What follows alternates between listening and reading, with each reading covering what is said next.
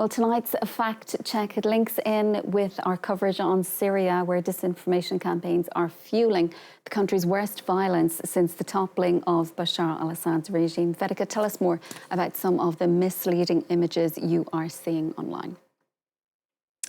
That's right, Sharon. Well, I want to start off by saying that disinformation, once a key tool of Bashar al-Assad's regime, used to control public opinion and to create narratives, has not disappeared with his departure. If anything, the disinformation machine has evolved and adapted somewhat. There's now misleading images often surging about the new post-Assad administration. According to fact-checkers and many experts, this threatens what is already considered a fragile post-conflict transition. Now, I want to start here with this video that has cropped up several times on X.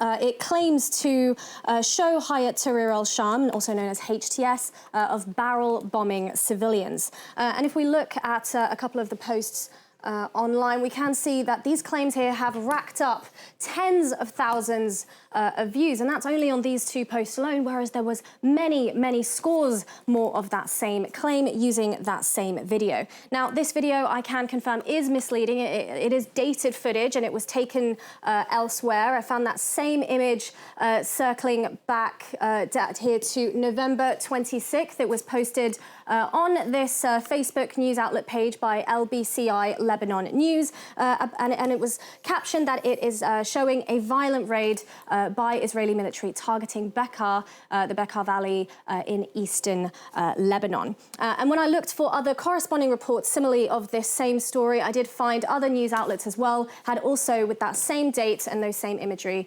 going back in time to last year. So no, Sharon, not civilian bombing and violence against civilians by HTS here in Syria, but very much dated footage from eastern Lebanon from last year. So as always, it's the same thing. We see often here dated footage being presented out of context to create an entirely new story.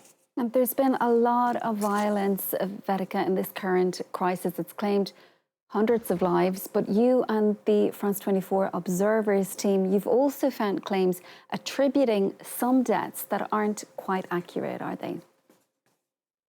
That's right, Sharon. There has been misleading videos alleging the deaths of specific Alawite families and specific individuals. But I just want to preface now that just because these two examples that I'm about to show you are misleading and that they are false, it does not take away from the very real deaths and the very real violence that Alawite people are experiencing in Syria. We have been showing the images and we have been covering that pretty closely here on France 24. But I will start here with this example on Facebook. It racked up over 72,000 views, and in this post here, it claims that an Alawite family in this video is being directly shot at by government forces. Now, if we take a quick look at this video here, it is harrowing footage to listen to, but we can see a car reversing the street before it suddenly stops. There is heavy gunfire audible in the background there, as well as the voice of a child asking his father to watch out and be safe. Now, whilst these images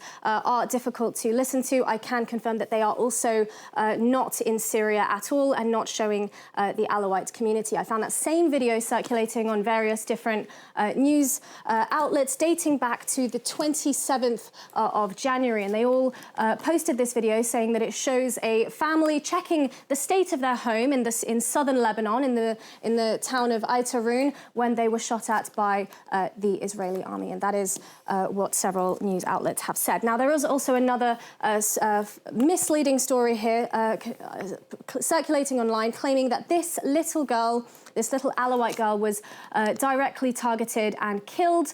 But when I looked for this image online and to find out a little bit more about this and to source it, what I can tell you here is that that image is also not recent. It has been circulating online for quite some time. We can see here in the results that I found, we have some from days ago, we have some from months ago, even a year ago. Now, I wasn't able to find much context on who the little girl is, whether she is Syrian, whether her name corresponds to what those posts were claiming it is. But either way, that image is extremely dated and misleading there. But as I said, it is very important to note here that although these two examples that I have shown of violence against the Alawite community are misleading, it does not negate the very real violence and death experienced by the community that we've seen. I can confirm that the France 24 Observers team has also seen scores of images and horrifying footage that is very much true. Obviously, we cannot show those in this segment, but I just want to make that disclaimer very, very clear that these examples that I'm showing you here are very much the minority, Sharon.